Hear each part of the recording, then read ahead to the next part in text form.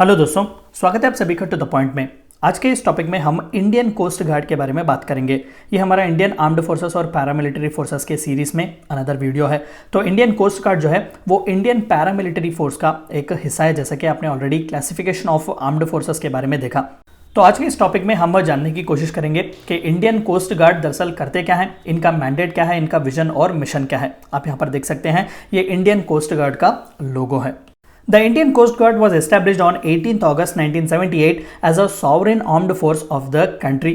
देखिए, सबसे बड़ा डाउट जो आपके दिमाग में यह आ सकता है कि फिर इंडियन नेवी और इंडियन कोस्ट गार्ड के बीच फर्क क्या है। देखिए, नेवी पर जो है हमने ऑलरेडी वीडियो बनाया हुआ है। तो दरअसल नेवी जो है वो कॉम्बैट रेडी ट्रेनिंग प्रोवाइड करती है, यानी कि स्पेसिफिकली वो वॉर या फिर बैटल्स में ही भाग लेती है as far as India and its defence is concerned. यानी कि जब कभी वॉर वगैरह आता है या फिर एक्स्ट्राऑर्डिनरी जब जरूरत पड़ती है, तभी जो है नेवी आपको एक्शन में देखने को मिलेगी। थ्रू सीज जो है वो कंट्री को बचाने की कोशिश करेगी। लेकिन इंडियन कोस्ट गार्ड जो है वो मारी टाइम या फिर वो ओशंस के पुलिस डिपार्टमेंट की तरह होते हैं। जिस तरीके से हम सिविल पुलिस को देखते हैं जो कि लैंड पर लॉ एंड ऑर्डर के लिए माने जाते हैं, उसी तरीके से मैरीटाइम यानी कि ओशन को लेकर, सी को लेकर जो है चंद इंपॉर्टेंट रूल्स एंड रेगुलेशंस होते हैं, इंटरनेशनल ट्रीटीज कन्वेंशंस होते हैं, या फिर खुद के भी इंडिया के अपने लॉस और कन्वेंशंस के किस तरीके से हमें मैरीटाइम का इस्तेमाल करना चाहिए, उन सभी को जो है law and order on ocean या फिर सी जो है मेंटेन करने वाले वो इंडियन कोस्ट गार्ड्स होते हैं।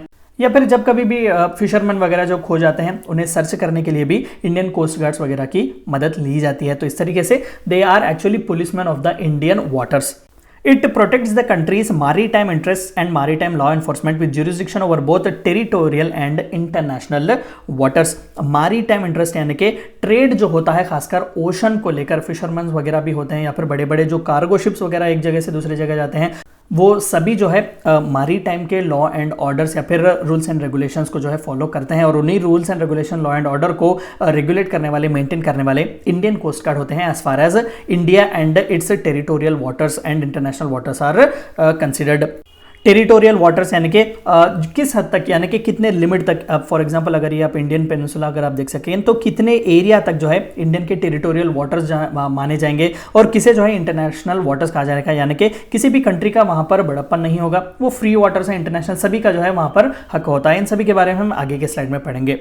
This includes both contagious zone and exclusive economic zone. अभी जो वर्ड आपने देखा टेरिटोरियल वाटर्स, ये 12 नॉटिकल माइल्स तक होते हैं। जिस तरीके से हम रोड की मेजरमेंट करते हैं किलोमीटर्स में, तो वाटर्स को जो है नॉटिकल माइल्स के हिसाब से मेजर किया जाता है, जहां पर 1 nautical mile is equal to approximately 1.8 kilometres. तो लगभग 1.8 किलोमीटर्स का होता है 1 नॉटिकल माइल। तो इंडिया का टेरिटोरियल वाटर जो है, जहां पर इंडिया की सुप्रीमेसी फ्रीली एक्सटेंड होती है, वो है 12 nautical miles. Again contagious zone जब हम कहते हैं तो 24 नॉटिकल माइल्स का होता है। यहां पर भी इंडियन लॉ एंड ऑर्डर या फिर इंडियन रूल्स एंड रेगुलेशंस जो है वो अप्लाई किए जाते हैं। तीसरा जो है वो है एक्सक्लूसिव इकोनॉमिक जोन, जो कि 200 नॉटिकल माइल्स तक जो है वो फैला हुआ होता है। यानी कि आप जो है मिनरल एक्सप्लोरेशन या फिर फिशिंग वगैरह 200 नॉटिकल माइल्स तक के एरिया पर कर सकते हैं। And about 200 nautical miles what ever the water comes, it is international waters, यानी कि सभी का जो है हक उस पर होता है। It works in close cooperation with Indian navy. जाहिर सी बात है कि जब सी की बात करते हैं तो सुप्रीम इंडियन नेवी है डिफेंस को, लेकिन डिफेंस का भी यही तो एक हिस्सा है, पुलिसिंग का एक हिस्सा है, तो इंडियन नेवी के साथ भी वो क्लोजली काम करते हैं।